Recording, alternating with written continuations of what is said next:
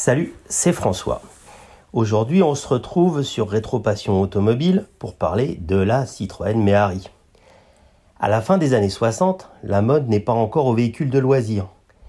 Les véhicules automobiles, au sens large du terme, se divisent alors en deux grandes catégories, les voitures de tourisme et les véhicules utilitaires, rien d'autre. Concevoir, et plus encore, produire en grande série un véhicule qui puisse être à la fois utilitaire et tourisme, pouvait paraître un peu incongru aux yeux de certains. C'est pourtant bien ce que fera Robert de la Poype, le président de la société SEAB, spécialisée dans les matières plastiques. Lorsque ce dernier et ses ingénieurs créent un modèle de voiture dont la vocation est avant tout utilitaire et qui se présente comme plus économique, à l'achat comme à l'entretien, et plus facile à utiliser dans son usage quotidien que les vrais tout-terrains. Pour le châssis et la mécanique, le choix se porte rapidement sur la Citroën 2 chevaux, ou plus exactement, le moteur qui équipe son dérivé plus moderne, l'Ami 8. Pour la suspension, ce sont les fameux batteurs à inertie, qui font partie des éléments clés qui constituent la suspension à 2 chevaux, qui permettent d'offrir une garde au sol relativement élevée, ainsi qu'un très grand débattement, tout en demeurant assez souple, pour ménager le confort des passagers. Sur cette bâche de 2 chevaux et d'Ami 8 est installée une carrosserie réalisée dans une matière plastique inédite, l'ABS. Un plastique dit à mémoire de forme, qui permet ainsi aux panneaux qui composent la carrosserie de retrouver leur forme initiale après un choc léger, sans laisser aucune trace visible. Le lancement de la Citroën Méhari passera toutefois en grande partie inaperçu, celui-ci ayant lieu en mai 68, ce qui explique qu'un peu plus de 830 exemplaires seulement de la Méhari trouveront preneur pendant les 8 premiers mois de sa commercialisation. L'autre raison de ce manque de succès commercial au début, dont la Méhari souffrira, est bien sûr la présence de rivales directes, la Renault 4 plein air, la Minimoc ou la Seat Spring, qui elle est basée sur une Fiat 850. Après cette première année de commercialisation, certaines modifications vont apparaître. Dès septembre 69, en particulier, le nuancier s'enrichit avec une nouvelle couleur, l'orange Kirghiz, qui sera très connue et très diffusée. Si le tout début de sa carrière ne fut pas placé sous les meilleurs auspices, la Méhari connaîtra très vite auprès du public un succès rapide, au point que sa production, au début des années 70, dépasse maintenant les 10 000 exemplaires par an.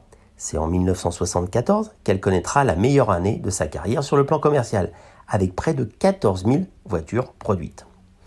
La Méhari poursuit sa carrière de manière presque imperturbable, en dehors du changement dans le nuancier, avec la disparition en 1975 du rouge Hopi et l'apparition d'une nouvelle teinte, le vert Tibesti, il faudra attendre la présentation des modèles du millésime 78 pour que la Méhari connaisse ce qui sera, en tout cas sur le plan esthétique, la seule vraie évolution de sa carrière.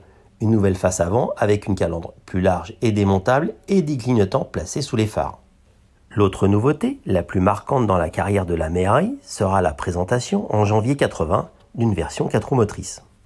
Même si elle n'affiche que 715 kg sur la balance, cela représente tout de même 160 kg de plus que la version à 2 roues motrices.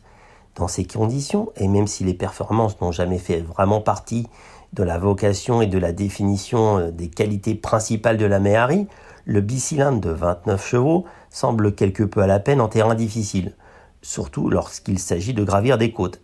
C'est sans doute ses performances trop limitées, ainsi qu'une transmission qui s'avère fragile, qui feront que l'armée et la gendarmerie pour lesquelles elle avait été conçue à l'origine n'en prendront pas beaucoup livraison.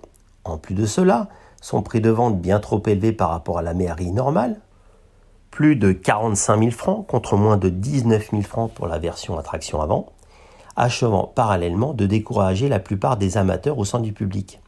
Ce qui mettra prématurément fin à sa carrière qui s'achèvera en juin 83 après une production d'environ seulement 1250 exemplaires. Si la Méhari continue au début des années 80 à se vendre, ses chiffres de vente passent sous la barre des 5000 exemplaires en 83. Pour tenter d'enrayer cette chute des ventes, Citroën décide d'appliquer sur la Méhari la même recette qui avait si bien réussi à la Diane et surtout à la 2 chevaux, celle des séries limitées. La série Azur fait ainsi son apparition au catalogue en avril 83 et se caractérise par une présentation intérieure et extérieure spécifique. Capote articulée bleue, carrosserie blanche avec des portières peintes en bleu, ainsi qu'une sellerie à rayures blanches et bleues. Toujours au chapitre des séries limitées, il faut aussi noter l'apparition de la série spéciale Plage, qui sera produite mais uniquement pour l'Espagne et le Portugal et qui se distingue des autres Méhari par sa carrosserie jaune Atacama, assortie d'une capote elle aussi de couleur jaune. À partir de juillet 86, la Méhari Azur est désormais la seule disponible au catalogue et ce sera donc elle qui clôturera la carrière de la Méhari exactement un an plus tard, après presque 19 ans de production et près de 144 000 exemplaires produits.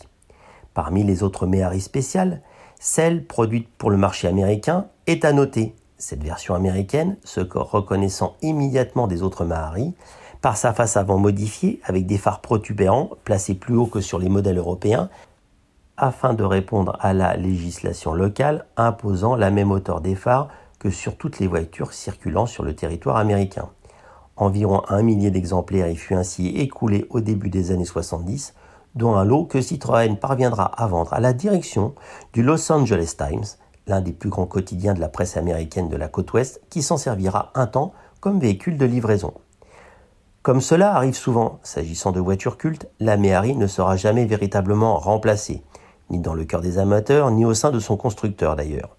Même si Citroën présentera en 2016 un petit véhicule ludique baptisé e-Méhari, reprise d'un autre véhicule électrique, cette petite voiture de plage électrique, malgré un certain ou plutôt lointain ressemblance esthétique avec sa devancière, ne rencontrera toutefois guère les faveurs du public et quittera d'ailleurs la scène en 2019 après seulement 3 ans d'une carrière aussi courte que peu éclatante sur le plan commercial.